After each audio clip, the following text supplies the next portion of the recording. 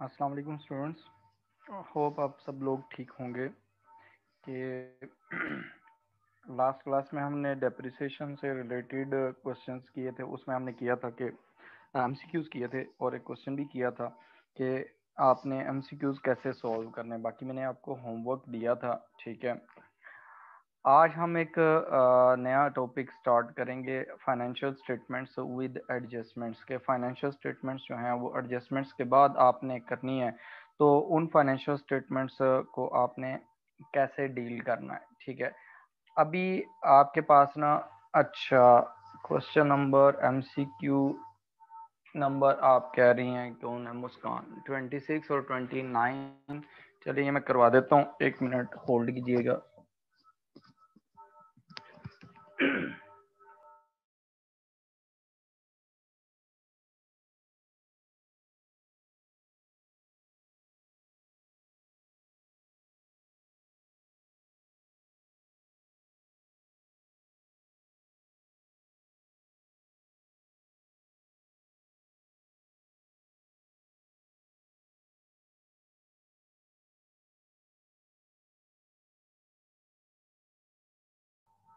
अच्छा, बाकी लोग भी देख लें जो उन्होंने एमसीक्यूज़ किए हैं, तो जो एमसीक्यूज़ नहीं हुए वो मुझे बताएं, ताकि मैं पहले एमसीक्यूज़ करवा लूं, जो एम्बिगुइटीज़ हैं वो क्लियर कर लें और फिर हम आगे मूव करें नेक्स्ट चैप्टर की तरफ, ठीक है। क्योंकि ये है कि अगर पिछले चैप्टर में कोई एम्बिगुइटीज़ हैं तो वो आप मुझे बता दें। लास्ट टॉपिक हमने डेप्रिसिएशन वाला किया था, उसके एमसीक्यूज़ निकाल लेते हैं और उसमें से मैं आपको सॉल्व करवा देता हूँ।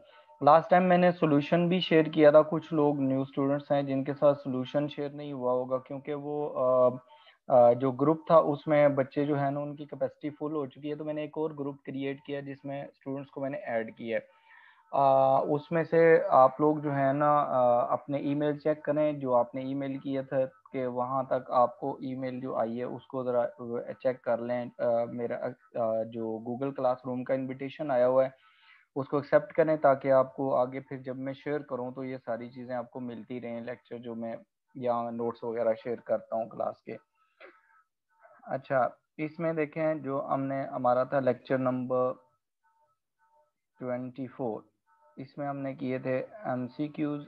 एमसीक्यू नंबर 26 एंड 29 का कहा है कि सॉल्व करना है। बाकी आप देखें, आपको जो क्वेश्चन एमसीक्यूज में जो प्रॉब्लम आई है वो मुझे बता दें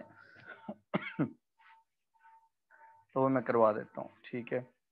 क्वेश्चन नंबर 26।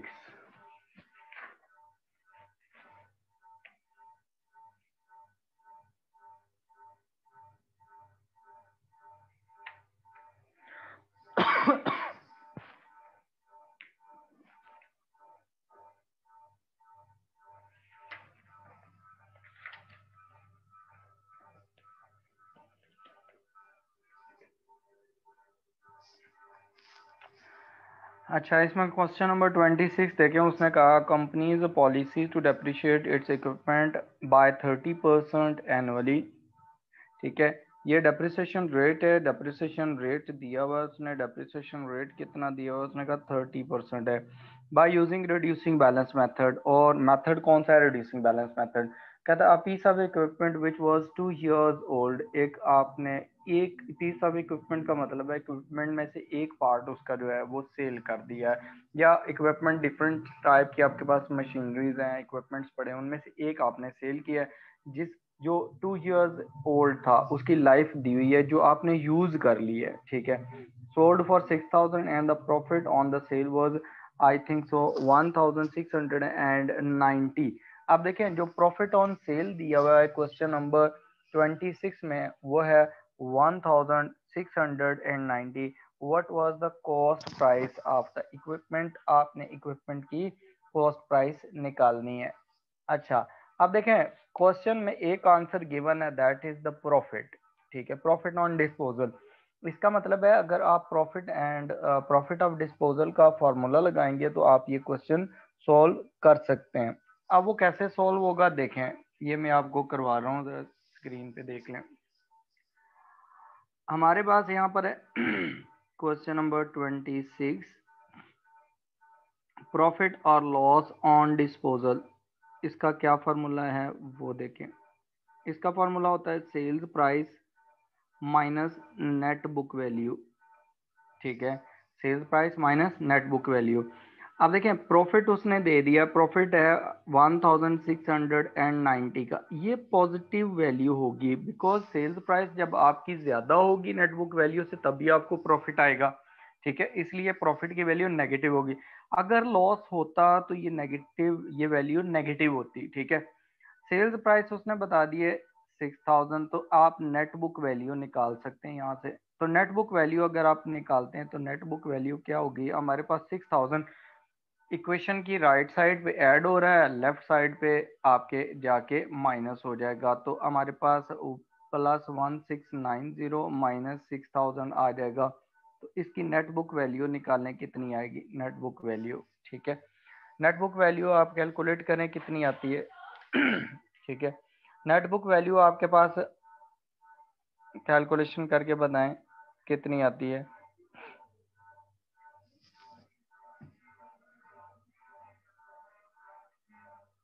सिक्स थाउजेंड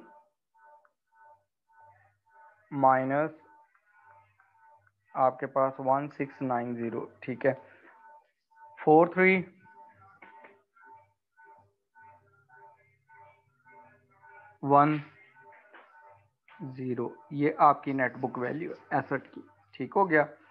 अब देखें नेट बुक वैल्यू आ गई। अब देखें नेट बुक वैल्यू जो निकलती है ना, इसका फॉर्मूला क्या होता है नेट बुक वैल्यू का, नेट बुक वैल्यू का जो फॉर्मूला होता है ना, वो फॉर्मूला ये होता है कि आपने कॉस्ट माइनस एक्यूमुलेटेड डेप्रिसिएशन कर देनी, कॉस्ट माइनस एक्यूमुलेटेड डेप्रिसिएशन कर देंगे। कॉस्ट हमने निकालनी है, ये हमारा मिसिंग फिगर है, ये कैलकुलेट करना है। नेट बुक वैल्यू आपने फाइंड आउट कर ली है, दैट इज 4310, ठीक है। एक्यूमुलेटेड डेप्रिसिएशन आपने कैलकुलेट करनी है। एक्यूमुलेटेड डेप्रिसिएशन फार्मूला क्या है, उसने कहा है कि आपने रिड्यूसिंग बैलेंस मेथड यूज करना है। तो रिड्यूसिंग बैलेंस मेथड में अगर स्ट्रेट सिंपल आप कैलकुलेशन आप अपने तरीके से करते हैं तो आपके रिड्यूसिंग बैलेंस मेथड में आपकी कैलकुलेशंस क्या होंगी ईयर वन के लिए, ठीक है।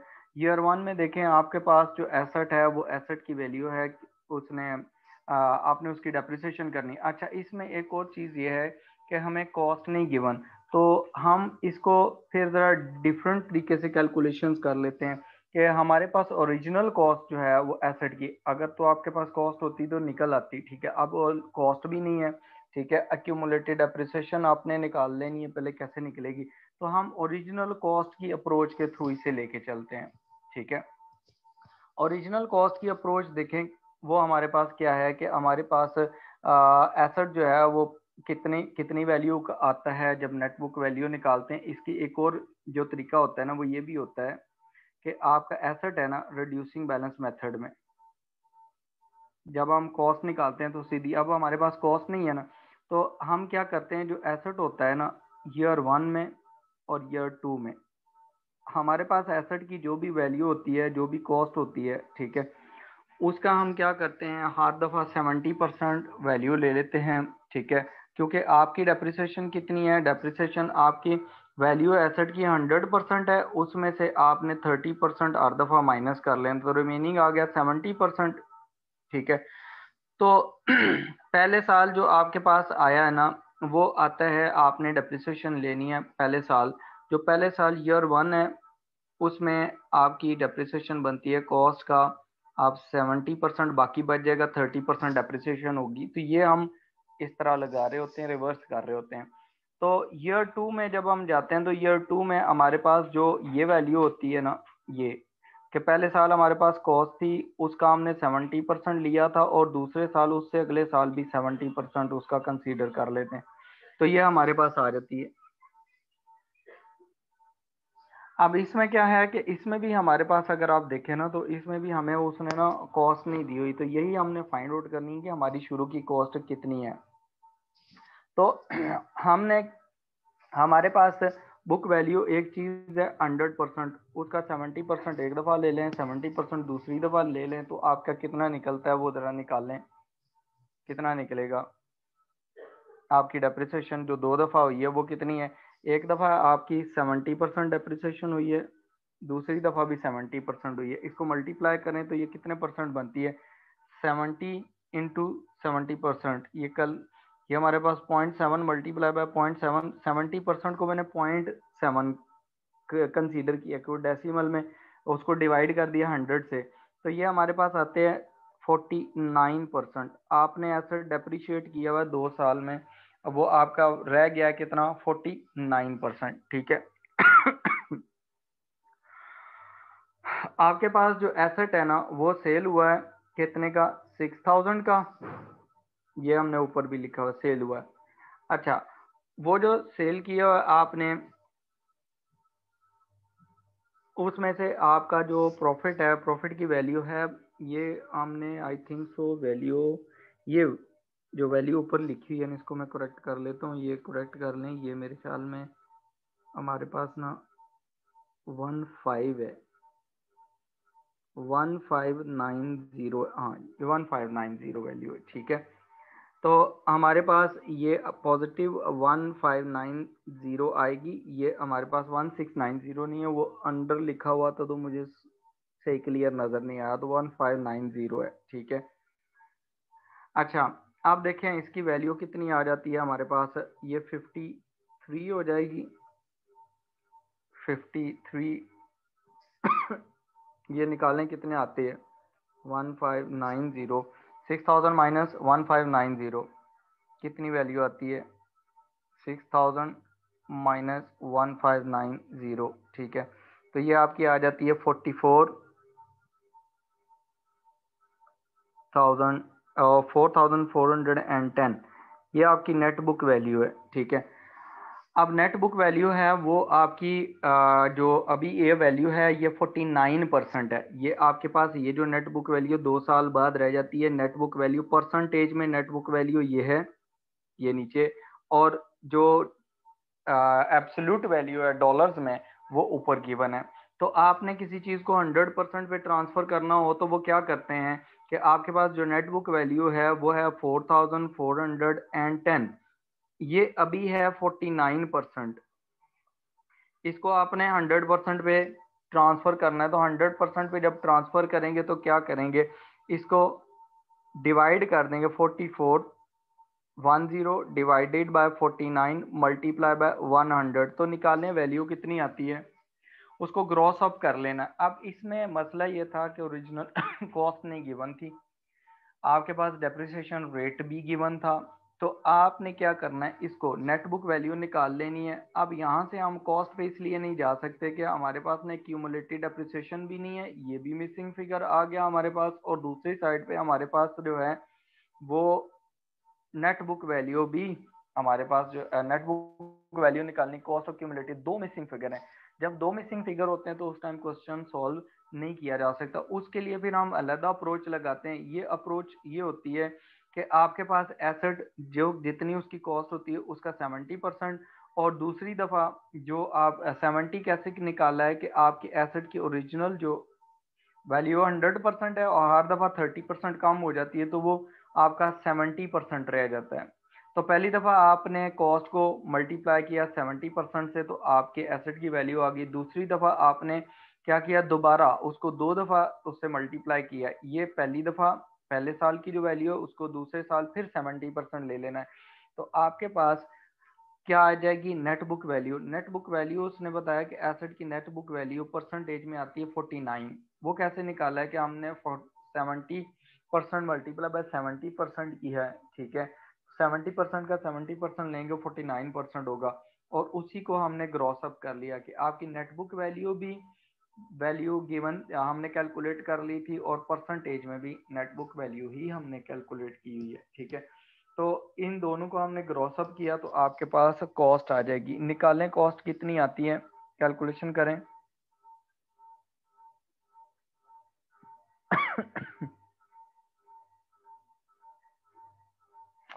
हाँ मुस्कान, वो मैंने चेंज कर दिया, प्रॉफिट की वैल्यू जो है वो देख लिया मैंने, आपका मैसेज, तो वो अच्छा। अब यहाँ से निकालें ज़रा वैल्यू कितनी आती है आपके प्रॉफिट की, ये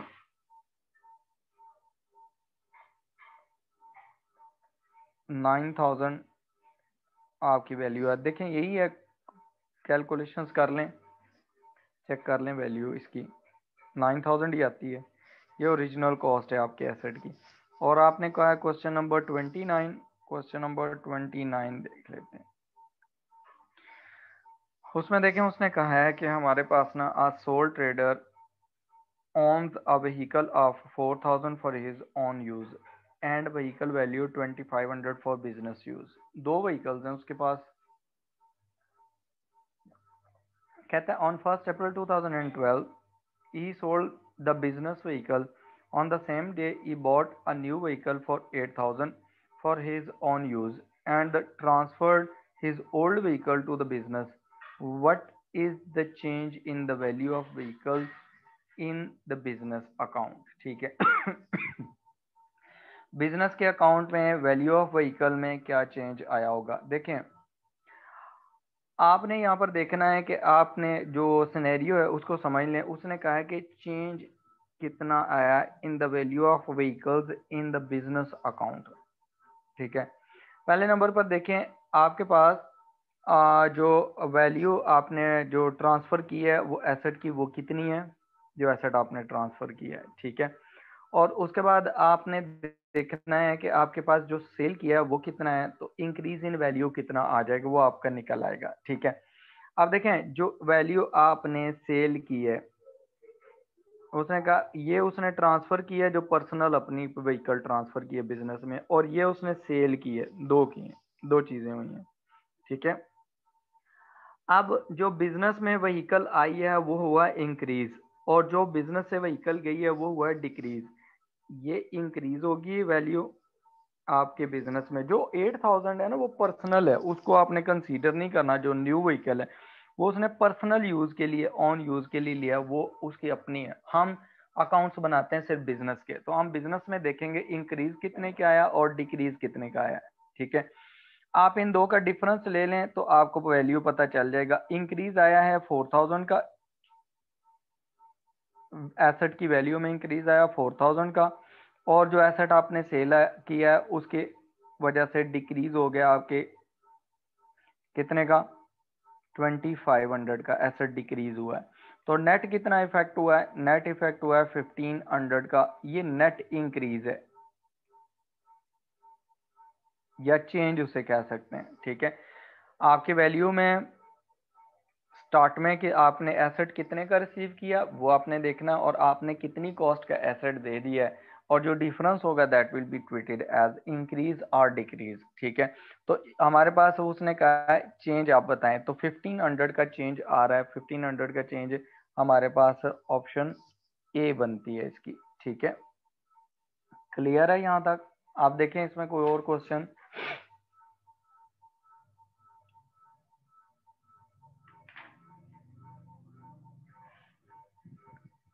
अच्छा, और किसका क्वेश्चन है। अच्छा मुस्कान, आपके दोनों क्वेश्चंस हो गए हैं। उसके बाद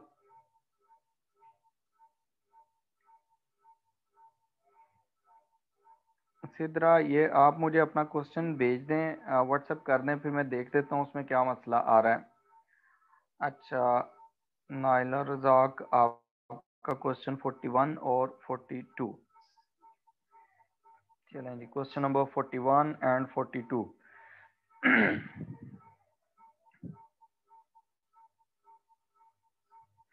क्वेश्चन नंबर 41 देखें, उसमें उसने क्या कहा। उसने कहा है कि cash outflow arising from the purchase. कहता है कि कैश आउटफ्लो कितने हुए हैं जो आपने परचेजेस की वजह से। ठीक है, अब यहाँ देखें आपके पास ना, आपने ये देखना है कि आपके पास बेसिकली एसेट आपने कितने का परचेज किया, ये चेंज हो एक्सचेंज हो रहे हैं। कहता है अमिटिव परचेज्ड अ वैन कॉस्टिंग 20,000 के एसेट परचेज किया है। ठीक है, ये उसकी कॉस्ट है। उसके बाद ने कहा है कि he provided an old van with the net book value of 8500 part exchange. उसने क्या किया है, दूसरे एसेट के साथ एक्सचेंज कर लिया। There was a profit on disposal of 1500। ठीक है, प्रॉफिट ऑन डिस्पोजल कितने का हुआ है, 1500 का हुआ है। अब देखें आपके पास ना, सबसे पहले तो आपने देखें कि आपने प्राइस कितनी पे की है इसके लिए, एसेट के लिए परचेज प्राइस क्या आपकी, आपने कितनी कॉस्ट पे की है। परचेज प्राइस है आपकी 20,000 की, ठीक है। उसके बाद आपने इसमें से डिडक्ट कर देना है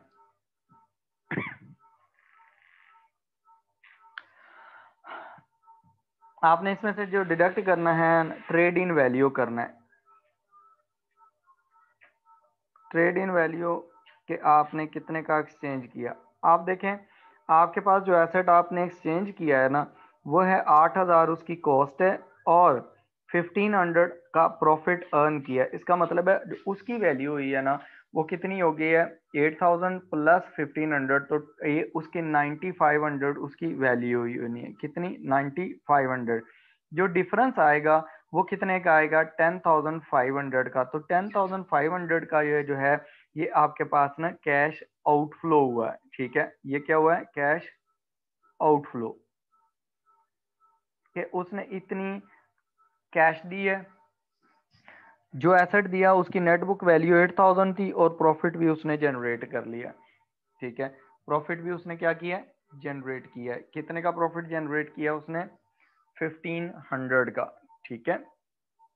देखें इसमें और कोई क्वेश्चन नंबर आपका कौन सा था 41 है और क्वेश्चन नंबर 42। क्वेश्चन नंबर 42 ये देख लें 41 क्लियर है। क्वेश्चन नंबर 41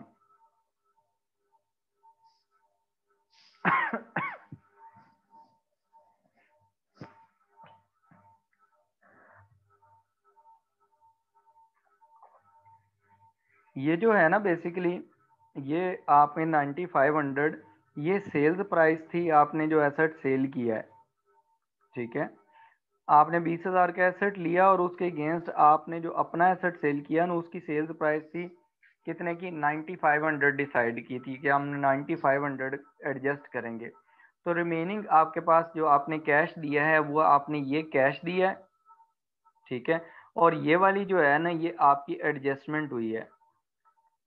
ये क्या हुई है आपके पास एडजस्टमेंट हुई है। आपने कहा कि आपके एसेट जो है पुराना एसेट जैसे आपने पुरानी एक कार थी वो $9,500 आपने कहा कि इतने 20,000 की जो नई कार लेनी है या मशीनरी लेनी है पुरानी मशीनरी की वैल्यू आपने 9,500 रखी है और उसके अगेंस्ट बाकी आपने कैश दे दिया। ये दो ट्रांजैक्शंस आपने किए हैं पार्ट एक्सचेंज में।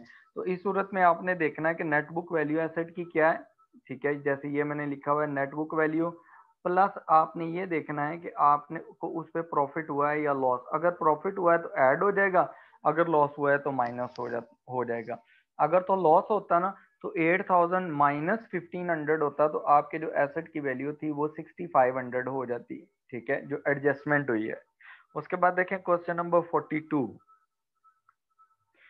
क्वेश्चन नंबर 42 में कहा है उसने कहा है what was the expenditure on the new assets. आपके एक्सपेंडिचर न्यू एसेट्स पे कितने हुए हैं 2016 में, ठीक है। उसमें उसने कहा है उसमें उसने ये कहा है कि आपके पास the net book value of the companies non current asset is as follows. 1 जनवरी 2016 को नेट बुक वैल्यू 100,000 की थी और closing value net book value 31 दिसंबर 2016 को 80,000 की है। उसके बाद उसने कहा है during the year assets were sold for 20,000। आपने $20,000 के सेल किए एसेट्स। उसके बाद उसने कहा है कि रियलाइजिंग प्रॉफिट ऑन डिस्पोजल। आप उसने क्या किया प्रॉफिट ऑन डिस्पोजल जो हुआ है ना वो कितना हुआ है 5,000 का हुआ है। कहता है डेप्रिसिएशन चार्ज फॉर 2016 इस साल की डेप्रिसिएशन जो है वो कितनी है 8,000 की है। अब आपने क्या करना है एक्सपेंडिचर ऑन न्यू एसेट निकालना है। जब आपने एक्सपेंडिचर ऑन न्यू एसेट निकालना है तो आप जो नॉन करंट एसेट होता है ना इसके लिए एक और एसेट का अकाउंट भी बनता है नॉन करंट एसेट। हम कॉस्ट पे बनाते थे, ये नेट बुक वैल्यू पे भी बन जाता है। जब आपको सारा डाटा नेट बुक वैल्यू का गिवन हो तो फिर ये इस तरह बनेगा debit side credit side. Question number है 42। आपका जो बैलेंस ओपनिंग बैलेंस है ऑन 1 जनवरी 2016 को बैलेंस ब्रॉड डाउन, क्योंकि नेट बुक वैल्यू है उसने 100,000 दिया हुआ था, ये लिख लें। क्लोजिंग बैलेंस 31 दिसंबर 2016 को बैलेंस कैरी डाउन दूसरी साइड पे आ जाएगा, क्रेडिट साइड पे, वो उसने बताया वो है 80,000 का, ठीक है। ड्यूरिंग द ईयर आपने जो एसेट सेल किया है ना, वो एसेट उसने कहा है कि आपके पास उसकी डेप्रिसिएशन, बल्कि पहले डेप्रिसिएशन चार्ज हुई है ना, तो डेप्रिसिएशन देख लें। इस एसेट जो है उसने सॉरी इसमें ऊपर से डेप्रिसिएशन उसने कहा है कि आपने 20,000 का एसेट सेल किया और आपको उस पे ना प्रॉफिट हुआ है कितने का, 5,000 का। तो 5,000 का आपका प्रॉफिट है। तो हमारे पास जो प्रॉफिट ऑन डिस्पोजल होता है, प्रॉफिट और लॉस ऑन डिस्पोजल, उसके लिए फॉर्मूला होता है sales price minus net book value of asset. आपने $20,000 सेल्स प्राइस ली और आपने जो एसेट सेल किया है वो सेल किया है प्रॉफिट पे 5,000 के, लॉस होगा तो नेगेटिव लिखेंगे, ठीक है। You can find out the net book value of the asset sold, net book value of the asset sold. 20,000 right hand side पे इक्वेशन के ऐड हो रहा है, लेफ्ट हैंड साइड पे आके माइनस हो जाएगा, तो आपके पास $15,000 कॉस्ट आ जाएगी, ठीक है, नेट बुक वैल्यू आ जाएगी। आप देखें ये नेट बुक वैल्यू है आपने जो एसेट सेल किया है। तो जब आप सेल करते हैं एसेट तो आप डिस्पोज ऑफ करते हैं, वो क्रेडिट साइड पे आ जाता है अकाउंट में, एसेट डिस्पोजल। कितने का आपने सेल किया, 15,000 उसकी नेट बुक वैल्यू। ये नेट बुक वैल्यू क्यों लिख रहे, कॉस्ट क्यों नहीं लिख रहे, उसकी वजह यह है कि हमारा जितना भी डाटा गिवन है वो नेट बुक वैल्यूज पे गिवन है, ठीक है।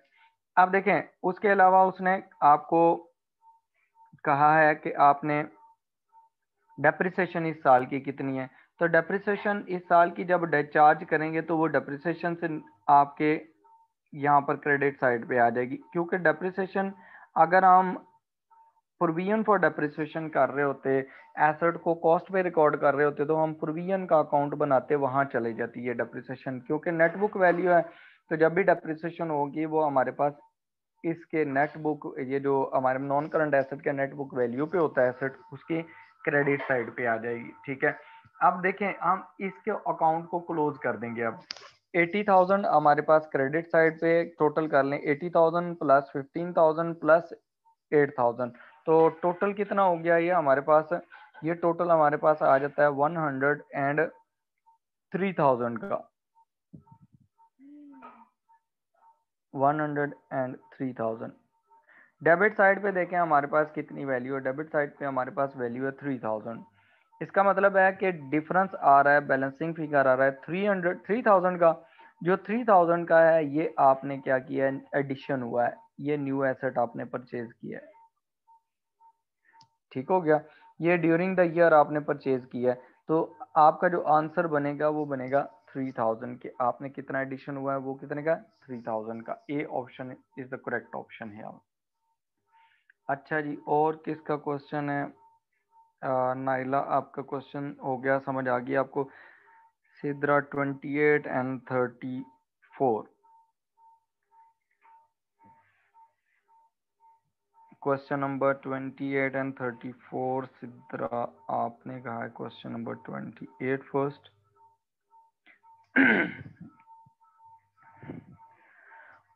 28 क्वेश्चन में उसने कहा है कि what is the maximum initial cost, maximum initial cost कितनी है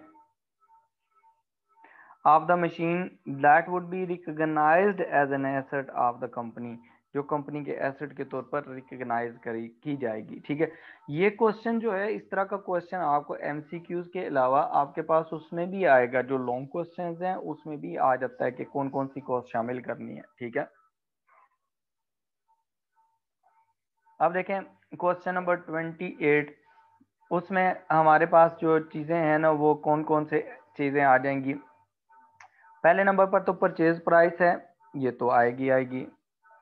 उसके बाद दूसरे नंबर पर इनिशियल कॉस्ट है, ये भी आ जाएगी। इंस्टॉलेशन कॉस्ट, सॉरी, आपने एसेट परचेज किया और उसको इंस्टॉल किया, 7,000 प्लस 500 ये हो गया, टोटल कितना हो गया 12,000।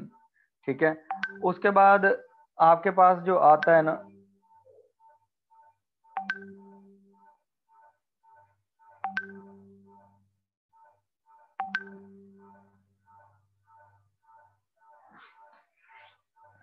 अच्छा, उसके बाद जो हमारे पास दो, ये टोटल हो गया 12,000। उसके बाद उसने कहा testing the machine before use. अच्छा देखें, उसने लिखा हुआ बिफोर यूज, आपने उसको टेस्ट किया है, तो मैंने आपको लिखवाया था कि जो टेस्टिंग कॉस्ट होती हैं वो भी आपके पास किस में आ जाती हैं, वो आपकी उसमें कॉस्ट में शामिल हो जाती हैं।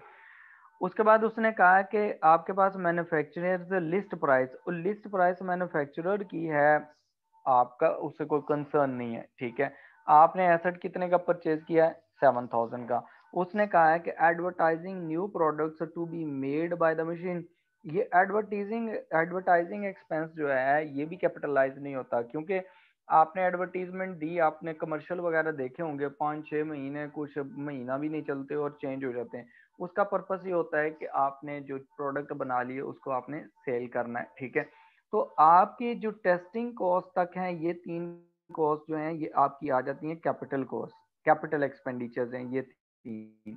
ठीक है, ये आपके पास जो कैपिटल एक्सपेंडिचर्स होते हैं ये प्रोडक्ट की इनिशियल कॉस्ट में शामिल किए जाते हैं, जो बाकी चीजें होती हैं उनको आप शामिल नहीं करते। ठीक है,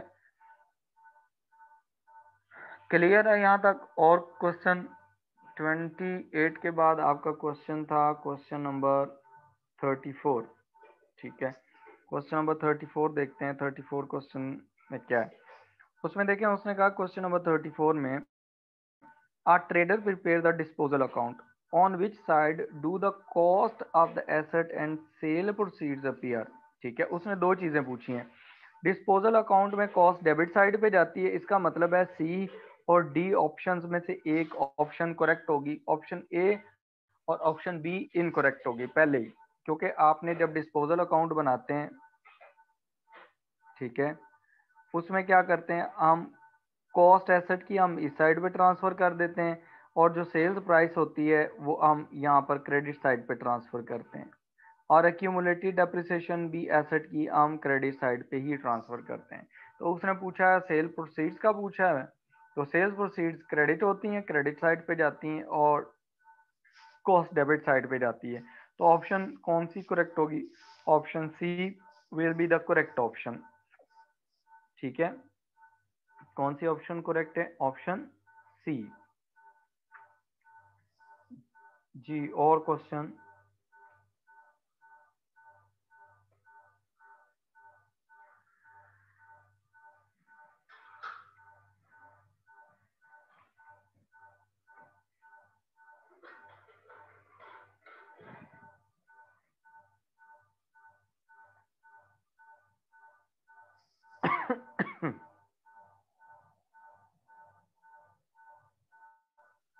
ठीक है, उसके बाद देखें नेक्स्ट क्वेश्चन आपके, ओके, नेक्स्ट क्वेश्चन किसका है,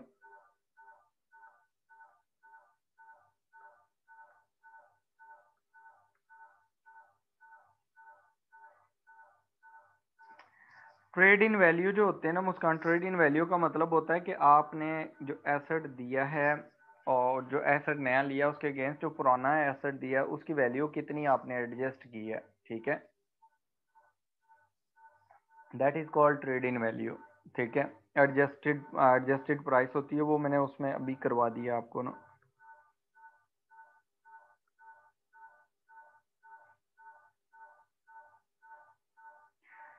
अवैस खान, क्वेश्चन नंबर 41, 10,500 कैसे आया, क्वेश्चन नंबर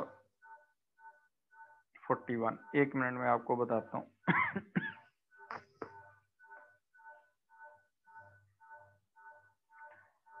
हाँ जी, 10,500 ये मैंने बताया। देखें अवैस खान के क्वेश्चन, कि आपने जो एसेट परचेज किया है ना उसकी प्राइस है 20,000।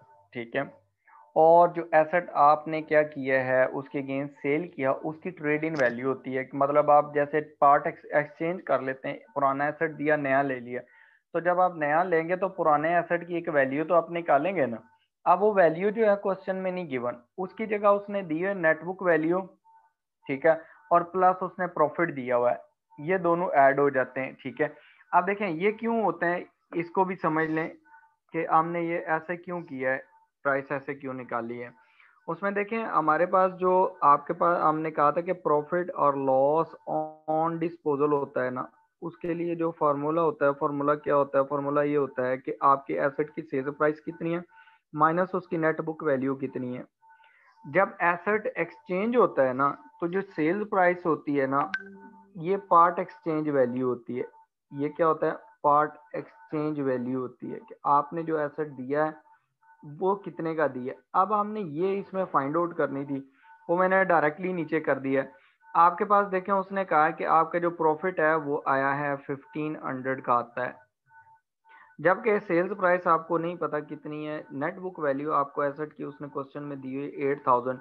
तो ये नेट बुक वैल्यू आपके पास जो लेफ्ट हैंड साइड है वहाँ sorry right hand side equation की वहाँ ऐड हो रही है, और दूसरी साइड पे जाके सॉरी राइट हैंड साइड पे माइनस हो रही है, दूसरी साइड पे ऐड हो जाएगी।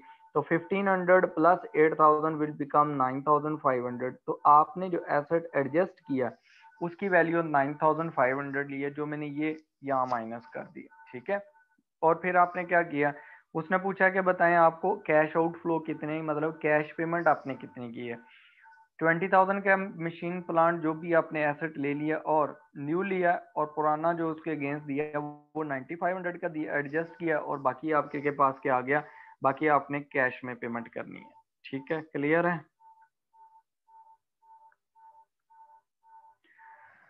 Question number 33 Sidra, question number 33 देखते हैं इसमें। हाँ जी, क्वेश्चन नंबर 33 में उसने क्या क्या है, उसने कहा what is depreciation charge for non current asset for the year ended 31 दिसंबर 2014। आपने इस साल का डेप्रिसिएशन एक्सपेंस निकालना है। कहता है business depreciates is non current asset at the rate of 20% using the straight line method. Depreciation is calculated on the time basis. Time basis का मतलब है कि जितना टाइम आपने एसेट रखना है उतने टाइम पे आपने एसेट की डेप्रिसिएशन करनी है, ठीक है, सिर्फ उतने मंथ्स के लिए। कहता है non current asset at cost at 31 December 2013 purchase of machinery. अब ये 2014 का आपने बताना है, 2013 के एंड पे जो आपके पास एसेट होंगे वही 2014 की 1 जनवरी को भी आपके पास वही एसेट होगा। उसने कहा कि आपने परचेज किया है मशीनरी 1 जनवरी को, ये न्यू एसेट है, आपके अकाउंट क्लोज हो रहे हैं 31 दिसंबर 2014 को।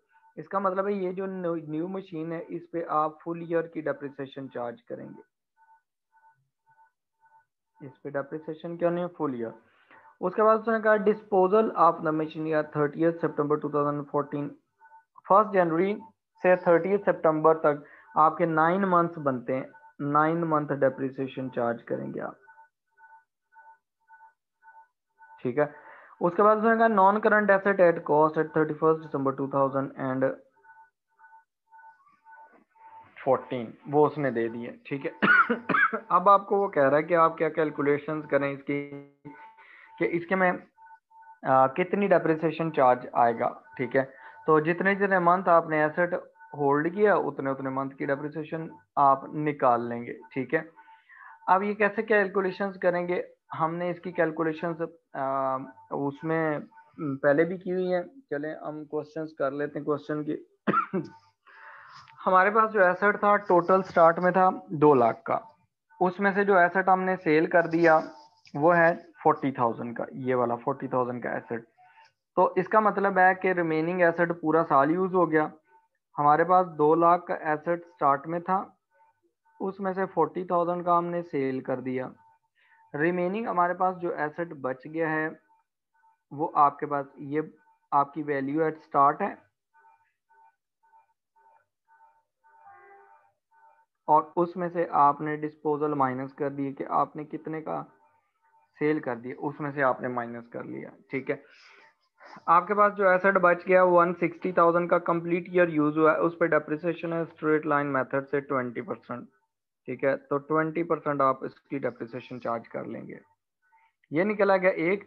दूसरे नंबर पर आपने जो एसेट साल के दौरान सेल किया है, डिस्पोज ऑफ किया, वो 40,000 का।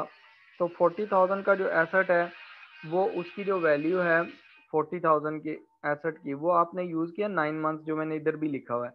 तो आप इस पे 20% डेप्रिसिएशन लेंगे और उसके 9/12 कर देंगे, 9 मंथ की डेप्रिसिएशन निकल आएगी। ठीक है, फिर आपने एक एसेट परचेज भी किया, जो आपने परचेज किया है ना 50,000 का एडिशन किया है, वो आपने एसेट कितना टाइम यूज किया है, वो आपने 1 जनवरी 2014 को, इसका मतलब है वो कंप्लीट ईयर आपने यूज किया है। इस पे पूरे साल की डेप्रिसिएशन लेंगे और एट द एंड इसका टोटल कर लेंगे। ठीक है, हो जाएगा। सिद्रा देखें, हो जाएगा, ये क्वेश्चन समझ आ गया। उसके बाद है अब्दुल रहमान, डेप्रिसिएशन मीनिंग क्या है?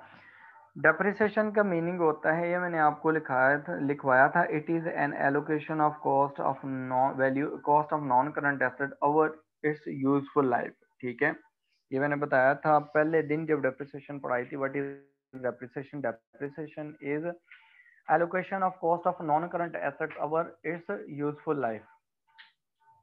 ठीक है, उसके बाद देखें नेक्स्ट है, sir please add me in Google, Abbas रजा।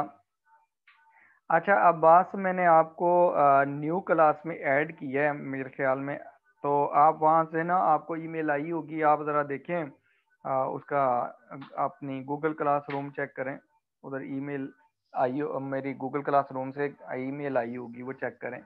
अगर नहीं आई तो मुझे मैसेज कर दीजिएगा मेरे नंबर पे, मैं आपको दोबारा ऐड कर देता हूँ। मैंने कल ऐड किए थे, स्टूडेंट्स को ऐड किया था। ठीक है, अब देखें आगे। अब हम न्यू टॉपिक करते हैं, क्योंकि जो क्वेश्चन थे आप लोगों के वो आपने पूछ लिए इसमें से। ठीक है, तो मैं अब आपको न्यू वो पढ़ाता हूँ टॉपिक, जो हमारे पास एडजस्टमेंट वाला है, financial statements with adjustment.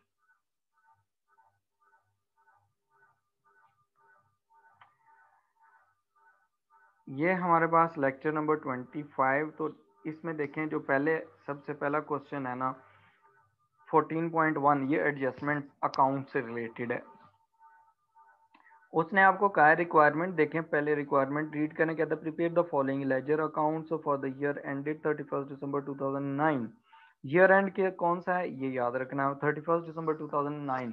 Year start कौन सा होगा, 1 January 2009, including each in each case the transfer of to the income statement. और आपने ये भी बताना है कि हर एक केस में आपने कितनी अमाउंट ट्रांसफर करनी है इनकम स्टेटमेंट में। ठीक है, अब देखें जो पहला अकाउंट है उसने कहा है कि you are required to prepare first account 1.1 के लिए, commission account, commission received.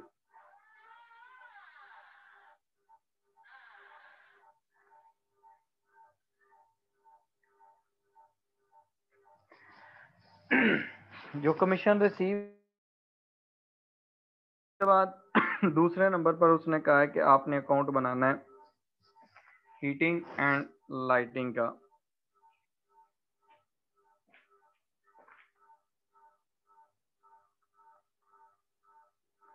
Heating and lighting.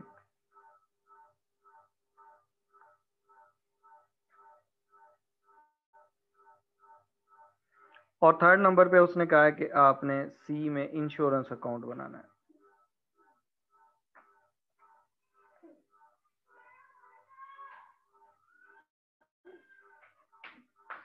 अब देखें क्वेश्चन में उसने कहा था following information relates to Bravo limited. 1 January opening information है, 31 दिसंबर 2009 को ये आपकी क्लोजिंग इन्फॉर्मेशन है। उसने कहा कमीशन रिसीव्ड इनकम है, इनकम ओइंग। इनकम ओइंग का मतलब ये होता है कि आपने किसी को सर्विस दे दी, उसके अगेंस्ट कमीशन लेना था लास्ट ईयर, वो आपको नहीं मिला था, वो ओइंग था। ठीक है, आपने रिसीव नहीं किया था, तो ये आपका होता है एसेट। ये आपका क्या होता है, एसेट। तो एसेट आपका डेबिट बैलेंस होता है, बैलेंस ब्रॉड डाउन आपका कितना आ गया 7500 750 सॉरी। उसके बाद आपके पास आ गया कमीशन एंड पर, उसने कहा commission owing at the end, इसका मतलब है ये भी एसेट है, तो आपका बैलेंस जो कैरी डाउन है वो यहाँ पर क्रेडिट साइड पे आ जाएगा, कितनी अमाउंट से, 1100 से। उसके बाद उसने कहा है कि हीट एंड लाइट ये एक्सपेंस ओइंग है, एक्सपेंस ओइंग का मतलब होता है ये आपकी लायबिलिटी है, तो लायबिलिटी का कौन सा बैलेंस होता है, credit, balance brought down will be 670। उसके बाद आपके पास उसने कहा है कि क्लोजिंग बैलेंस जो है वो भी ओइंग है, क्लोजिंग बैलेंस क्या है, ओइंग है, कितनी अमाउंट से ओइंग है, 820, it means this is also liability, तो आपके पास बैलेंस कैरी डाउन कितना आ जाएगा, balance carry down will be 820।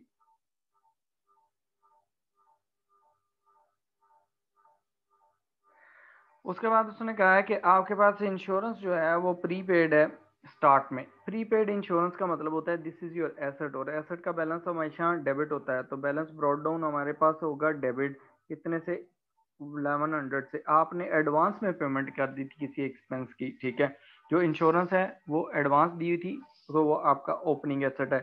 Closing balance भी आपके पास उसने प्रीपेड दिया है, तो आपके पास बैलेंस जो कैरी डाउन होगा, balance carry down will be on the credit side of insurance expense account. आपने फिर अब इसको अकाउंट्स को अभी मैं नीचे लाइन लगा दी है, इसके बाद एडिशनल इन्फॉर्मेशन पुट करनी है कि आपने कितनी पेमेंट की या रिसीव की। कहता है during the year ended 31 December 2009 the following transactions took place, all receipts and payments are made through cheques. आपने जो भी पेमेंट रिसीव किया या पेमेंट की है, एक्सपेंस पे किया है, तो वो आपने क्या किया, चेक के थ्रू। कमीशन, जो कमीशन रिसीव हुआ है तो आपने इसके लिए क्या एंट्री की होगी, डेबिट आप क्या होगा, बैंक, क्योंकि आपने चेक लिया है, और कितने का, 4200 का, और क्रेडिट आपका होगा कमीशन रिसीव्ड अकाउंट। आप देखें आपका ये अकाउंट जो है 4200 से कमीशन का अकाउंट क्रेडिट हो रहा है, इसका मतलब है ये क्रेडिट कमीशन अकाउंट की क्रेडिट साइड पे अमाउंट जानी चाहिए, 4200 यहाँ आ गया, और आपके पास यहाँ पर बैंक आ गया, it means you have received 4200 during the year, ये आपने पुट कर दिया है कमीशन रिसीव की एंट्री। उसके बाद आपने eating and lighting expenses paid, ये भी अब आपने पे किए, तो उस टाइम आपने क्या किया, डेबिट आपने हीटिंग एंड लाइटिंग एक्सपेंसेस किए 5200 से, और क्रेडिट आपने कर दिया बैंक अकाउंट, बिकॉज सारी पेमेंट्स चेक में होंगी, चेक के थ्रू। आप देखें हीटिंग एंड लाइटिंग डेबिट हो रहा है, heating and lighting account debit हो गया, कितनी अमाउंट से, 5200 से, ठीक हो गया। और यहाँ पर क्रेडिट रेफरेंस आपने क्या दिया है, बैंक अकाउंट, आपने पेमेंट कर दी है। उसके बाद देखें नेक्स्ट उसने कहा इंश्योरेंस पेड है, इंश्योरेंस जब आप पे करेंगे तो इंश्योरेंस के लिए क्या एंट्री करेंगे पेमेंट के लिए, insurance expense account debit, insurance expense है कितने का, 9200 का, और क्रेडिट में आप क्या कर देंगे, बैंक अकाउंट 9200 से, ठीक है। इंश्योरेंस का अकाउंट बना रहे हैं, उसमें डेबिट साइड पे अमाउंट चली जाएगी, कितने, 9200, ठीक है, और क्रेडिट रेफरेंस में आप क्या लिखेंगे, बैंक अकाउंट। अब आपने इन सब अकाउंट्स को क्लोज कर देना है। अब अगर पहला अकाउंट है कमीशन रिसीव्ड वाला, वो अगर आप क्रेडिट साइड देखें तो क्रेडिट साइड उसकी ग्रेटर है, क्रेडिट साइड आपकी बनती है 4200 प्लस 1100 इज इक्वल टू 5300,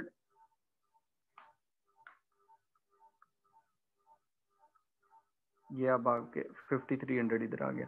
उसमें से 5300 में से डेबिट साइड पे जो अमाउंट गिवन है वो माइनस कर दें, वो कितनी अमाउंट है, ओपनिंग बैलेंस 750, तो आपके पास जो बैलेंसिंग फिगर रह जाता है, वो बैलेंसिंग फिगर कितना रह जाता है आपके पास, वो है 4550 का। ये जो बैलेंसिंग फिगर जाएगा ये इनकम स्टेटमेंट में चला जाता है, ये उसने पूछा है, एक दो रिक्वायरमेंट ट्रेडिंग अकाउंट लेजर्स बनाते हुए। दूसरा हीटिंग एंड लाइटिंग के अकाउंट क्लोज करेंगे तो डेबिट साइड इज ग्रेटर, ठीक है, डेबिट साइड कितना है, 6020, ठीक है। उसमें से 6020 में से आप माइनस करते हैं कितना, आपके पास क्रेडिट साइड पे अमाउंट है वो कितना है 670, वो माइनस कर लेंगे। तो आपके पास जो बैलेंसिंग फिगर बचेगा वो बचेगा 5350। ये आपके पास इनकम स्टेटमेंट में चला जाएगा। ठीक है, उसके बाद देखें आपके पास ना नेक्स्ट जो है वो है हमारे पास ना 1100 प्लस 9300, तो आपके पास ये 9200, तो ये आपके पास 10300 आपके पास टोटल डेबिट साइड क्रेडिटर है इंश्योरेंस की। ठीक है, यही 10300 आप दोनों साइड पे लिखेंगे टोटल में। ठीक है, आपके पास 1100 प्लस 9200 है। ठीक है, 10300 माइनस आपके पास डेबिट साइड पे 1200 है, उसको आपने माइनस कर लिया, तो रिमेनिंग आपके पास 9100 की अमाउंट आ गई, ये इनकम स्टेटमेंट में चली जाएगी। ठीक है, ये उसने पहले रिक्वायरमेंट पहले क्वेश्चन में। इसी तरह दूसरा जो क्वेश्चन है ये आपने करना है, उसमें इंटरेस्ट रिसीव्ड, एक्सपेंस और स्टेशनरी के अकाउंट हैं, ये आपने बनाने हैं, ये आपका होमवर्क है। ठीक है, ये भी इसी तरह अकाउंट बनेंगे, इसी तरह की इंफॉर्मेशन, ओपनिंग बैलेंसेस दिए हुए हैं, क्लोजिंग दिए हुए हैं, प्लस पेमेंट्स और रिसीट्स दे दी हैं उसने। उसके बाद आपका आ रहे हैं क्वेश्चन नंबर 14.3 पे। 14.3 में आप देखें जो क्वेश्चन है ना उसमें आपने क्या करना है, उसने कहा है कि you are required to prepare income statement for the year ended 31 December 2002। Income statement बनानी है और फिर आपने बैलेंस शीट बनानी है एज एट 31 दिसंबर 2002। आपने इनकम स्टेटमेंट और स्टेटमेंट ऑफ फाइनेंशियल पोजीशन इकट्ठी बनानी है, आपने सेपरेट नहीं बनानी। सबसे पहले आप इनकम स्टेटमेंट प्रिपेयर करेंगे, इसका फॉर्मेट दोबारा रिवाइज कर लें जो हमने पहले पढ़ा हुआ था। ठीक है,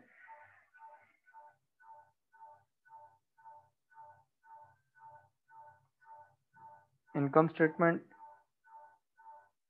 इसमें हमारे पास दो कॉलम्स थे।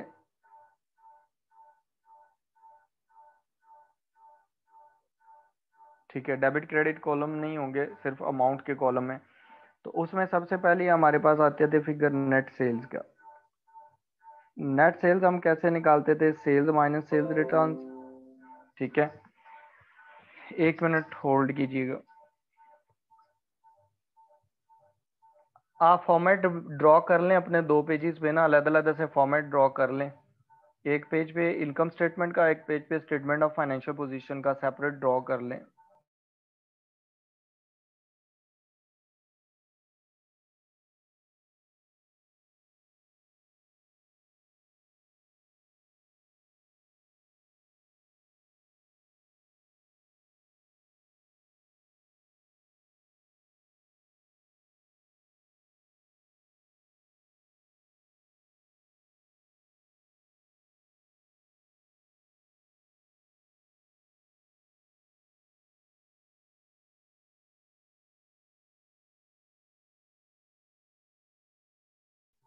अच्छा, इसमें देखें आपने नेट सेल्स में सेल्स माइनस जो आपकी रिटर्न होती हैं वो माइनस कर लेते हैं। इसमें से रिटर्न कौन सी करनी है, जो सेल्स रिटर्न है, सेल्स रिटर्न को हम रिटर्न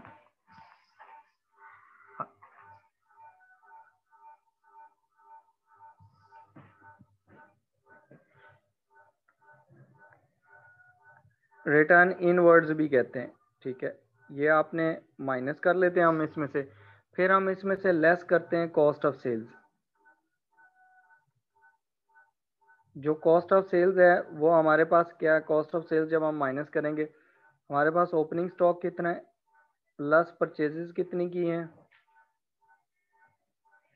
लेस रिटर्न हमारे पास आ जाती हैं, return outwards plus carriage inwards, जो हमने गुड्स पे कैरेज दिया है,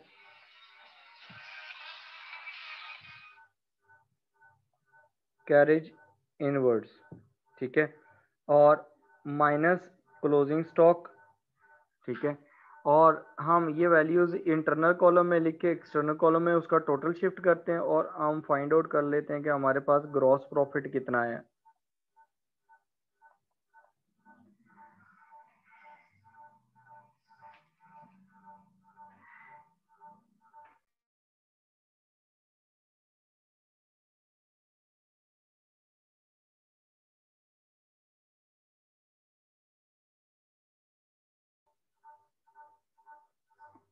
ग्रॉस प्रॉफिट आ जाएगा। ग्रॉस प्रॉफिट के बाद आपने इसमें ऐड कर देना है अपने अदर इनकम्स, और उसके बाद आपने इसमें से डिडक्ट कर लेना है ऑपरेटिंग एक्सपेंसेस।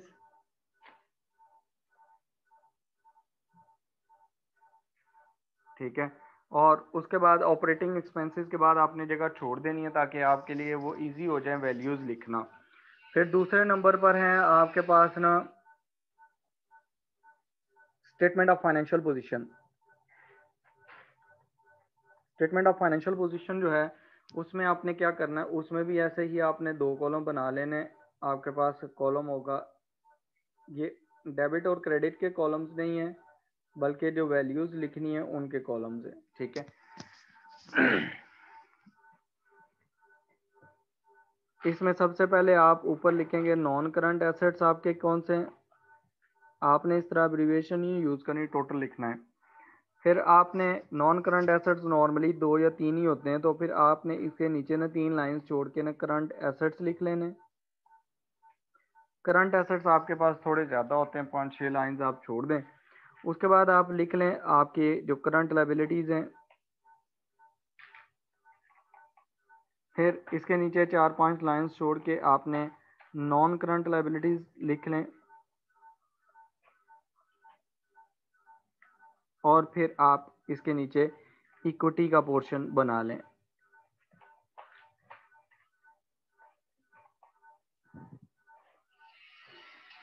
इक्विटी में आपका कौन सा आएगा, आपने इक्विटी में देखना है कि आपकी ओपनिंग कैपिटल कितना है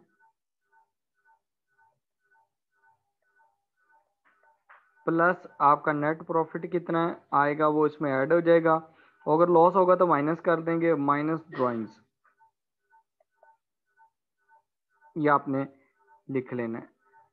अब यहाँ देखें, ये सारा फॉर्मेट ना खाली फॉर्मेट बना के ना आपने वैल्यूज पुट करना शुरू करनी है। वैल्यूज में देखें आप स्टार्ट से पुट करना शुरू करेंगे। उसने कहा on 31 December 2002 the following information was available from the books of Steve boon a soul trader. उसके बाद उसने कहा परचेजेस, आपने परचेजेस को भी टिक कर लेना है। ट्रायल बैलेंस में वैल्यू जो है उसको भी टिक कर लेना है। तो परचेजेस हमारे पास कहाँ आती हैं, परचेजेस हमारे पास आती हैं इनकम स्टेटमेंट में कॉस्ट ऑफ सेल्स में। कितनी वैल्यू परचेजेस की उसने दे दी है हमें 8800 की, सॉरी 88,500 की। ठीक हो गया। उसके बाद उसने कहा है कि आपके पास सेल्स रेवेन्यू है, तो सेल्स रेवेन्यू आप यहाँ ऊपर सेल्स रेवेन्यू में यहाँ पर लिख लें, जो नेट सेल्स लिखी है ब्रैकेट में लिख लें। आपके पास हो सकता है रिटर्न भी हो 195,300, ये आपका सेल्स रेवेन्यू है। उसके बाद आपके पास repairs and maintenance cost given है। तो रिपेयर्स एंड मेंटेनेंस कॉस्ट जो है ये एक्सपेंसेस हैं। अब देखें, आपने जब एडजस्टमेंट करनी होती है तो ये आप क्या लिखते हैं, ब्रैकेट के अंदर लिखते हैं। इंटरनल कॉलम में वैल्यूज ट्रांसफर टोटल करने से पहले आप उसको ब्रैकेट में लिख लें 6800 की आपकी रिपेयर्स हैं।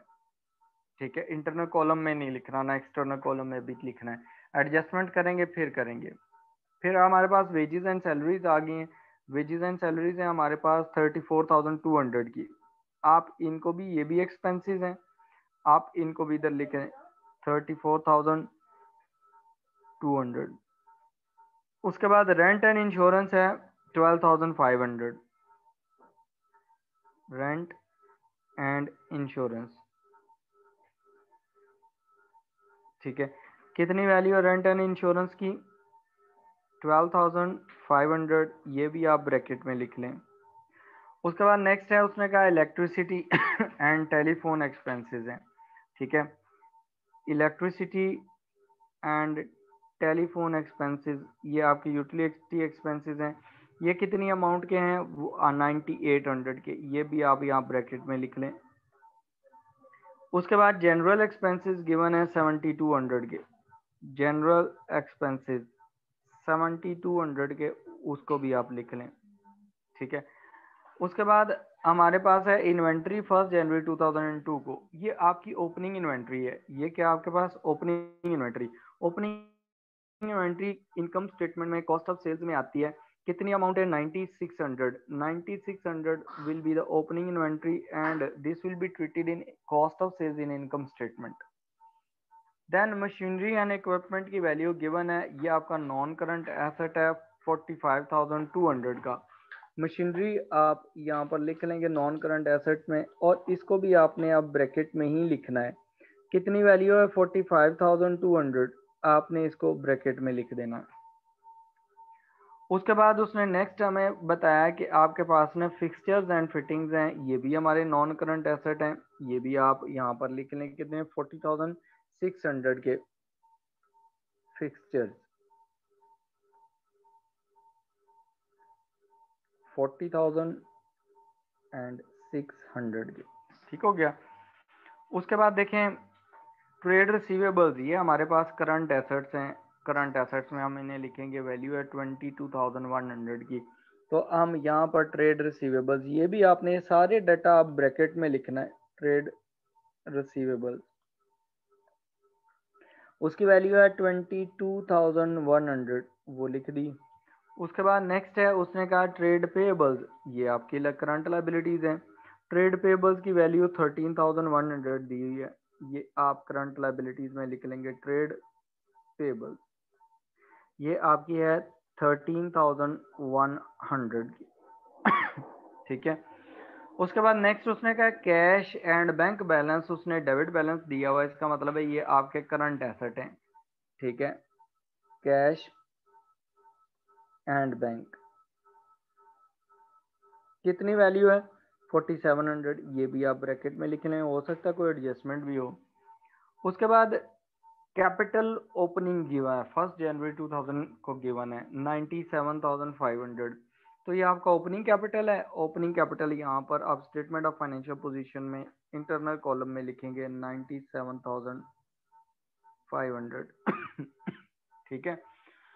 उसके बाद ड्राइंग्स गिवन है, ड्राइंग्स डेबिट बैलेंस गिवन है, ठीक है। यहाँ पर ट्रायल बैलेंस में तो ड्राइंग तो हमारे पास आती है स्टेटमेंट ऑफ फाइनेंशियल पोजीशन में इक्विटी वाले सेक्शन में, जहाँ हमने कैपिटल लिखा है, इसके नीचे 24,700, ये यहाँ से माइनस हो जाएंगी, ठीक है। ये डाटा आप ट्रायल बैलेंस का डाटा जो है ना, आप ऐसे ही पुट करेंगे। पहले आपने जब इस डाटे को पुट कर लिया, फिर आप क्या करेंगे, इस डाटा को पुट करने के बाद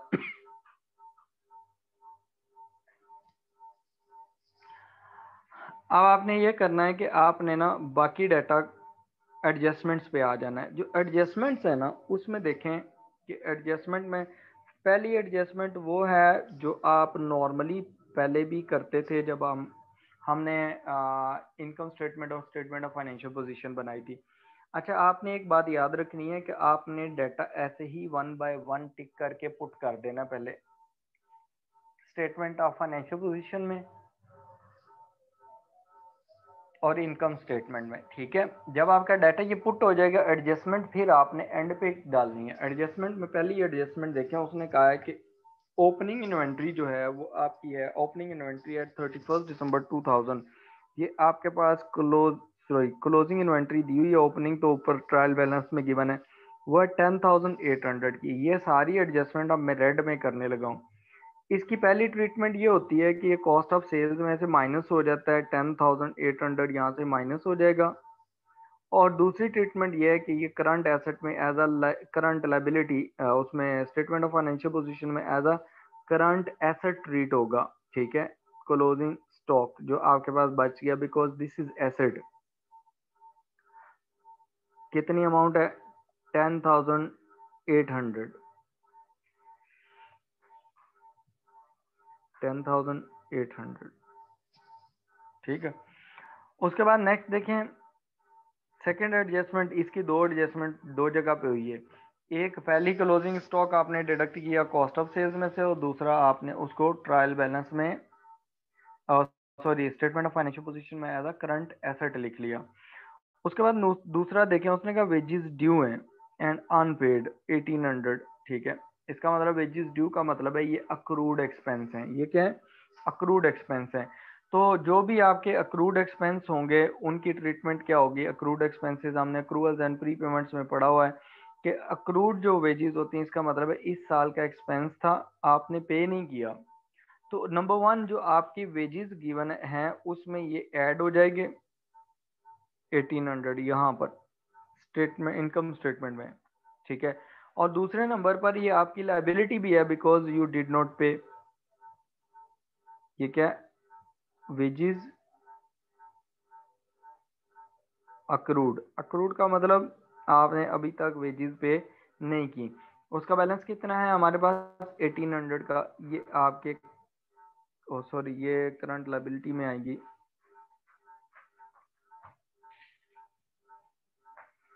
ये आपकी वेजेस अक्रूड है, या अक्रूड वेजेस कुछ भी लिख लें। कितनी वेजेस अक्रूड है आपकी? 1800 की। ये आप यहाँ पर करंट लाइबिलिटी में लिख लेंगे। उसके बाद नेक्स्ट उसने कहा है थर्ड एडजस्टमेंट। देखिए उसमें थर्ड में उसने कहा है कि rent paid in advance. Paid in advance का मतलब है आपने एक्सपेंस अगले साल का पे कर दिए, ये इस साल का एक्सपेंस नहीं है। तो आपने जो रेंट पे किया है, रेंट हमारे पास है इन इंश्योरेंस, ये लिखा हुआ है, इसमें से एक तो माइनस कर लें, क्योंकि हमारा जो अक्रूवल कॉन्सेप्ट है वो ये कहता है कि आपने सॉरी आपने अगर अगले साल का एक्सपेंस पे किया, मैचिंग कॉन्सेप्ट कहता है कि अगर आपने अगले साल का एक्सपेंस पे किया है तो फिर वो अगले साल की इनकम स्टेटमेंट में लिखेंगे, एक्सपेंस के तौर पर आएगा, इस साल की इनकम स्टेटमेंट में एज एन एक्सपेंस नहीं आएगा। इस साल की इनकम स्टेटमेंट में सिर्फ इसी साल के एक्सपेंसेस आएंगे, तो इसलिए वो 12,000 में से माइनस हो जाएगा। और उधर जाके हमारे पास प्रीपेड जो हमने पेमेंट की होती है वो हमारे करंट एसेट्स होते हैं, तो हमारे पास प्रीपेड रेंट आ जाएगा 1800, ये हमारे पास करंट एसेट है, ठीक है। उसके बाद उसने कहा कि डेप्रिसिएशन, डेप्रिसिएशन का चैप्टर हम एक पढ़ के आए हैं अभी। डेप्रिसिएशन टू बी प्रोवाइडेड, अभी आपने डेप्रिसिएशन प्रोवाइड करनी एज फॉलोज। 9040 on machinery. इसका मतलब है ये जो मशीनरी है उसमें से 9040 आपने माइनस कर लेना है, ठीक है। ये जो मशीनरी है इसमें से हम 9000 माइनस कर लेते हैं, 9040। डेप्रिसिएशन एक्सपेंस एक तो एसेट की वैल्यू में से डिडक्ट हो जाएगा, दूसरे नंबर पर यहाँ पर इनकम स्टेटमेंट में एज एन एक्सपेंस आ जाएगा डेप्रिसिएशन एक्सपेंस 9040। एक ये आ गया, ये भी ब्रैकेट में लिखेंगे क्योंकि दूसरे एसेट की भी डेप्रिसिएशन होगी। सेकंड जो एसेट है उसने कहा है कि सेकंड जो है ना, उसने कहा है कि फर्नीचर पे जो आपकी डेप्रिसिएशन है वो आपने 4060 प्रोवाइड कर दी है। तो ये भी आप यहाँ से माइनस कर लेंगे 4060 from the value of fixtures in statement of financial position and it would be treated as expense in income statement. 4060 ये आपका आ गया फिक्सचर्स में, डेप्रिसिएशन में आ जाएगा, ठीक हो गया। उसके बाद देखें ये दो दो ट्रीटमेंट हो रही हैं सारे जितनी भी आपके एडजस्टमेंट्स आ रही हैं। फिर उसने कहा कि आउटस्टैंडिंग टेलीफोन चार्जेस। आउटस्टैंडिंग का मतलब है स्टिल पेबल, अक्रूड है। एक तो ये जो टेलीफोन चार्जेस हैं उसमें ऐड हो जाएंगे 200, और दूसरे नंबर पर यहाँ पर ना टेलीफोन चार्जेस अक्रूड, ये आपके एक्सपेंसेस हैं, सॉरी लाइबिलिटी है, तो ये लाइबिलिटी आपकी यहाँ पर आ जाएगी 200 की स्टेटमेंट ऑफ फाइनेंशियल पोजीशन में। अच्छा, अब देखें आपने ये सारी एडजस्टमेंट्स कर ली वन बाय वन, ठीक है। अब आप क्या करेंगे, एडजस्टमेंट्स करने के बाद ना अब आपने क्या करना है, इनको क्लोज करना है, सारी एडजस्टमेंट्स पुट करनी है, उसके बाद आपने अकाउंट्स क्लोज करने हैं। ये आपने कैसे क्लोज करना है, जैसे हम पहले करते थे। एडजस्टमेंट्स हो गई हैं, आप देखें आपके पास सेल्स हैं, सेल्स रिटर्न कुछ नहीं है, वो तो ज़ीरो है। अब आप क्या करेंगे, नेट वैल्यू आप यहाँ पर लिखेंगे। ये जितनी एडजस्टमेंट्स थी वो मैंने रेड में की हैं, ठीक है। अब नेट नेट एसेट्स जो है वो कितने के, 195,300 के, क्योंकि सेल्स रिटर्न है ही नहीं। आपने निकालनी है यहाँ पर ना कॉस्ट ऑफ सेल्स। जो कॉस्ट ऑफ सेल्स है वो देखें, आपका ओपनिंग स्टॉक गिवन है, ठीक है। ओपनिंग स्टॉक कितना है, 9600 का। उसमें परचेजेज ऐड कर दें 88,500 की, और उसमें से माइनस कर दें 10,800, ठीक है। वो आपके पास आ गया 87,300, ये आपके आ गया।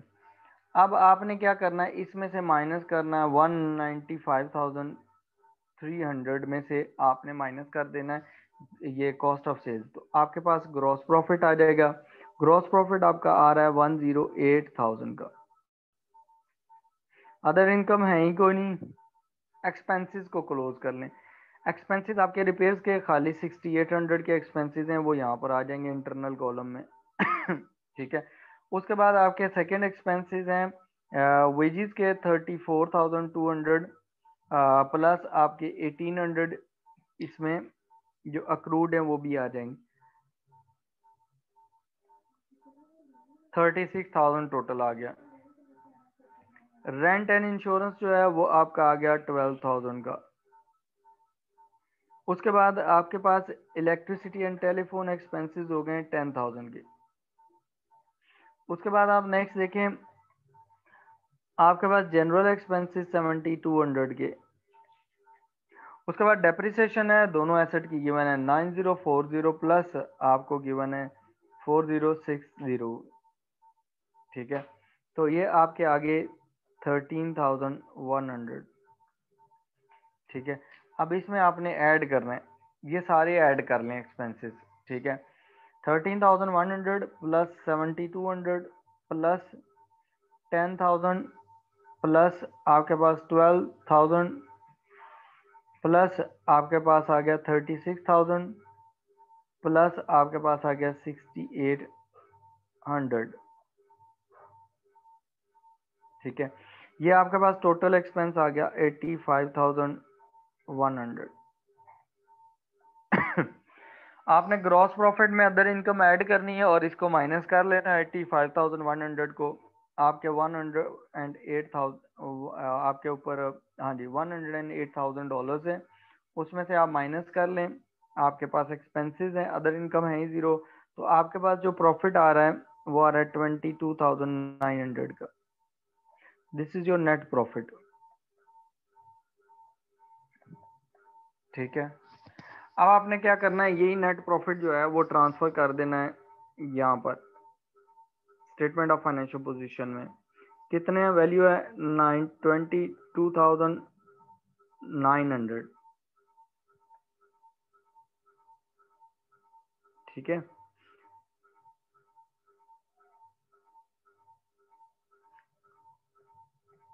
अच्छा, आप देखें, आपके पास ना इसको आप क्लोज कर दें, आपका क्लोजिंग एसेट निकल आएगा, क्लोजिंग कैपिटल निकल आएगा।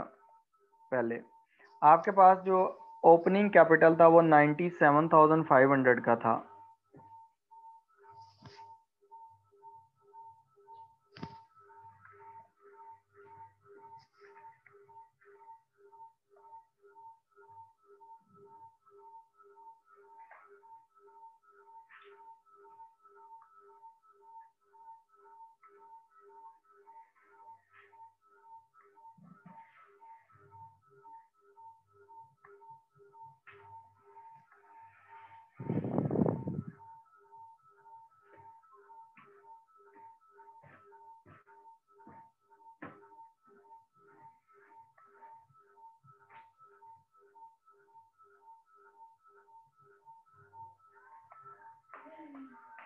एक मिनट, वो स्क्रीन शेयरिंग बंद हो गई थी, मैं आपको दोबारा करता हूँ स्क्रीन शेयर।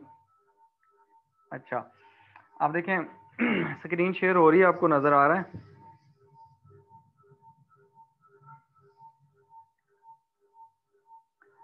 अब यहाँ देखें, आपने ये जो नेट प्रॉफिट है वो भी ट्रांसफ़र कर दिया। नेट प्रॉफिट जो ट्रांसफ़र किया वो आपका आया है 22,900 का, वो आपने निकाल लिया। अब आप यहाँ पर ना क्लोजिंग कैपिटल निकाल लें। क्लोजिंग कैपिटल आपने कैलकुलेट कर लेना है, ठीक है। क्लोजिंग कैपिटल हमारे पास कितना आएगा? ओपनिंग कैपिटल हमारे पास है 97,500, ठीक है। 97,500 प्लस उसमें नेट प्रॉफिट जो आया वो 22,900 का आ गया, और उसमें से माइनस आपने ड्राइंग्स कर लेनी है 24,700 की। तो आपके पास क्लोजिंग कैपिटल जो है वो आपका आता है 95,700 का, ठीक है। ये क्लोजिंग कैपिटल आपके पास आ गया। अब आपने क्या करना है, यहाँ पर एसेट्स के नेट वैल्यूज निकाल लेनी है। आपका एसेट देखें, पहले नॉन करंट एसेट मशीनरी है 45,200, और उसमें से आप 9,040 माइनस करते हैं। आप 9,040 या माइनस करेंगे तो आपके पास मशीन की नेट बुक वैल्यू आपके पास आ जाती है 36,160 की। मशीन जो उसके बाद फिक्सचर्स हैं 40,600 के, और उसमें से आपने इसकी वैल्यू माइनस से डेप्रिसिएशन माइनस कर लेनी है 4060 की, ठीक है। और आपके पास एसेट है आ जाता है 36,540 का, ठीक है। उसके बाद आपने करंट एसेट्स जो हैं उनको भी ट्रांसफ़र कर दें इंटरनल कॉलम में। देखें कितनी कितनी वैल्यूज आ रही हैं। टोटल जो है आपके करंट नॉन करंट एसेट्स वो कितने आ गए हैं 36,160, और ये दोनों ऐड हो गए तो आपके पास 72,700 आपके पास एसेट्स आ गए, ठीक है। उसके बाद आप करंट एसेट्स हैं, करंट एसेट्स आपके पास 22,100 के रिसीवेबल्स हैं, ठीक है। और उसके बाद आपके पास 4,700 की कैश एंड बैंक बैलेंस है। क्लोजिंग एसेट आपके पास क्लोजिंग स्टॉक 10,800 का है, और आपकी प्रीपेड आपके जो रेंट है वो है आपका एसेट 1,800 का, ठीक है। तो टोटल आपके करंट एसेट्स कितने हुए 22,100 प्लस 4,700 प्लस आपके 1,800 और प्लस आपके पास आ गए 1,800, टोटल आ गया 39,400, ठीक हो गया। ये दोनों आपके पास एसेट्स आ गए। अब आपने क्या करना है, इसमें से आपकी लाइबिलिटीज देखें आपकी कितनी है। लाइबिलिटीज आपकी ट्रेड रिसीवेबल 13,100, आपकी वेजेस अक्रूड 1,800, और आपके टेलीफोन चार्जेस जो हैं अक्रूड है वो 200 की। अब आपने क्या करना है 13,100 आपके करंट लाइबिलिटीज कितनी है 13,100 प्लस आपने 1,800 उसमें ऐड करेंगे, और प्लस आपके 200 जो आपके अक्रूड एक्सपेंसेस हैं। टोटल हो गया आपका 15,100। नॉन करंट लाइबिलिटी है ही कोई नहीं इस क्वेश्चन में, ठीक है। तो आप अगर नेट एसेट्स कैलकुलेट करते हैं अपने, तो आपके नेट एसेट्स कितने होंगे वो निकाल लें। नेट एसेट्स का मतलब है आपके total assets minus total liabilities, ठीक है। आपके पास टोटल एसेट्स जो है ना वो करंट और नॉन करंट, आपके पास नॉन करंट है 72,700 के, प्लस करंट एसेट्स हैं 39,400 के, ठीक है। ये आपके पास टोटल एसेट्स हो जाएंगे, और उसमें से माइनस आपने कर दिया 15,100, तो आपके पास जो वैल्यू आती है।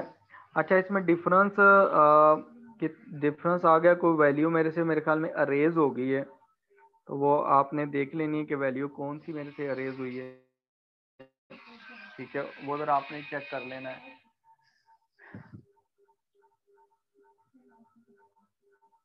ठीक है। एक मिनट में इसको चेक कर लेता हूँ कि वैल्यू कौन सी अरेज हुई है। आप भी ज़रा चेक करें इसमें वैल्यू कौन सी। हाँ, वो मैं लिख रहा था कहीं से ना वैल्यू अरेज हो गई है और वो इसमें नहीं आई कैलकुलेशंस में, ठीक है। वो ज़रा देख लें।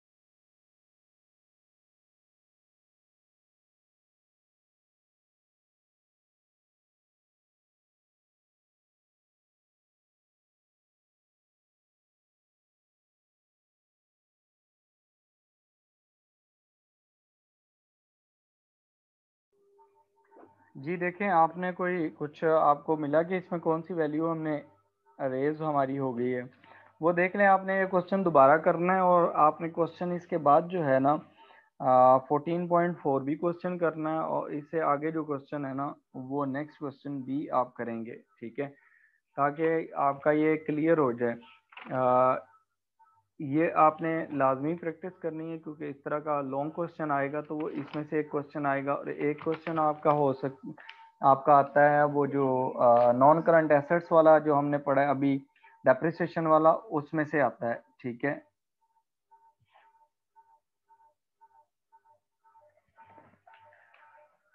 प्रीपेड की वैल्यू, अच्छा वो मैं देखता हूँ प्रीपेड की वैल्यू कौन सी है। प्रीपेड की वैल्यू है रेंट पेड इन एडवांस 500 है, और हमने कितना लिखा है कि प्रीपेड रेंट, अच्छा हाँ ये वाला 1800 का, ये यही हमने ये वाली वैल्यू एडवांस वाली गलत लिख ली, ये 500 आती है, एडजस्टमेंट है, ठीक है। ये आप एक्स्ट्रा लिखेगी ये वैल्यू, ये 500 आनी थी और हमने इसको 1800 लिख दिया, इसकी वजह से हमारे पास ये एरर हुआ। तो अदरवाइज हमारे पास अभी ये एसेट्स भी एडजस्ट हो जाएंगे, एसेट्स 1500 से हमारे करंट एसेट्स भी कम हो जाएंगे। करंट एसेट्स हमारे पास हैं 39,400 के, और हमने इसमें वैल्यू लिखी थी 1800, तो इसका मतलब है कि हमारे पास डिफरेंस जो आएगा वो कितने का आएगा, 1300 से ये भी कम हो जाएगी।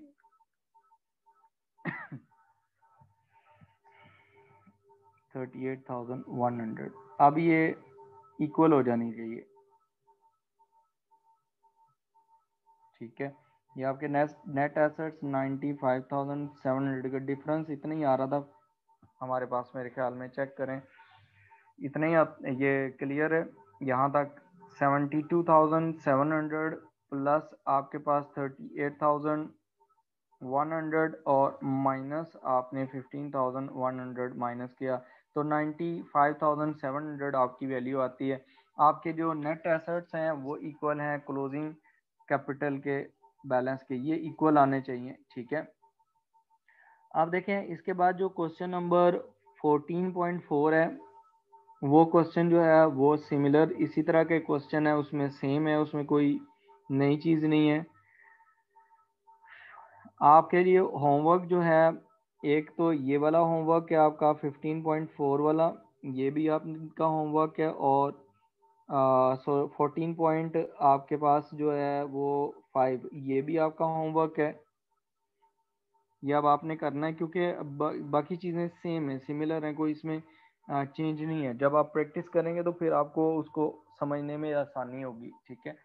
तो अभी आप इसमें से अगर कोई क्वेश्चन है यहाँ तक तो आप पूछ लें, आपको कोई मसला है, कोई चीज़ एडजस्टमेंट कोई समझनी है तो।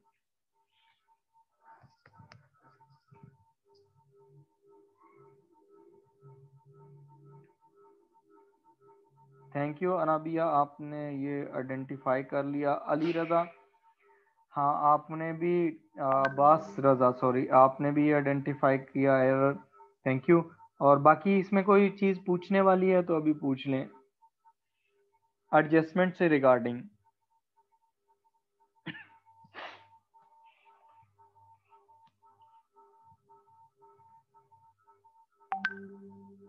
एडजस्टमेंट जो है उसकी मैं समरी आपको बना के नीचे बता देता हूँ कि एडजस्टमेंट आपने समराइज कैसे करनी है। आपको जो एडजस्टमेंट आएंगी उनके लिए आपने, ताकि आगे भी आपके लिए इजी हो जाए। आप देखें एडजस्टमेंट आपकी है क्लोजिंग स्टॉक की,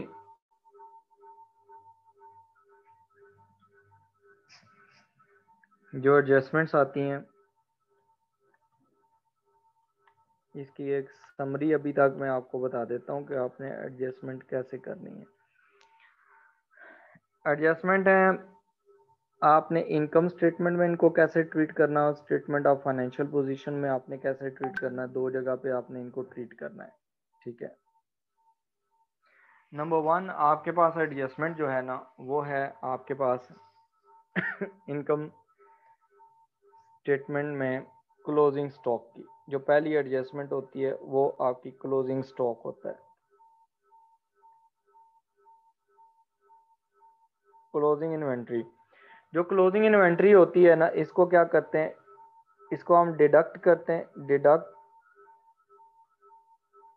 from cost of sales. Cost of sales में से आपने इसे माइनस कर लेना है और treat as a current asset in statement of financial position. ठीक हो गया। उसके बाद आपका अक्रूड एक्सपेंस है दूसरे नंबर पर। अक्रूड एक्सपेंस को आपने क्या करना है, ऐड करना है, एडिड टू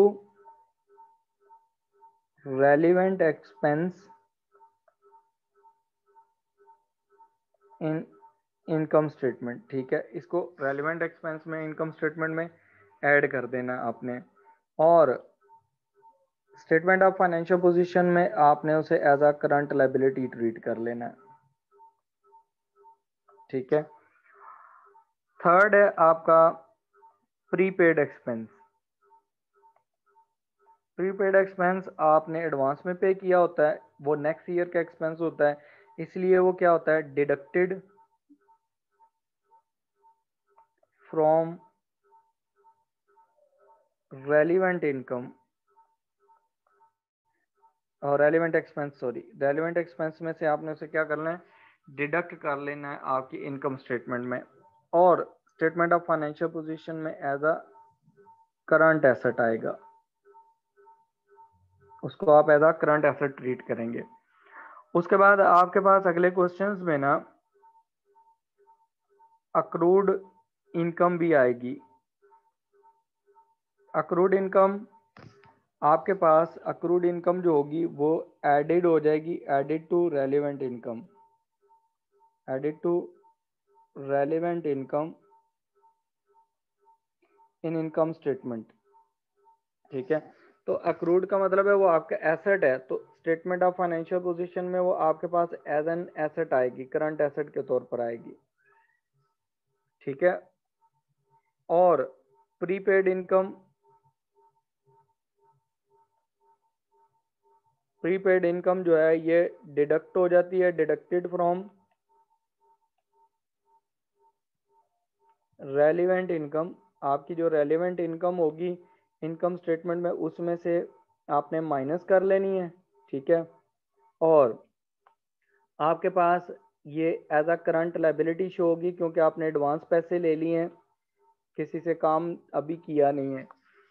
और सिक्स्थ नंबर पर डेप्रिसिएशन है, डेप्रिसिएशन चार्ज वो ट्रीट होगा एज एन एक्सपेंस,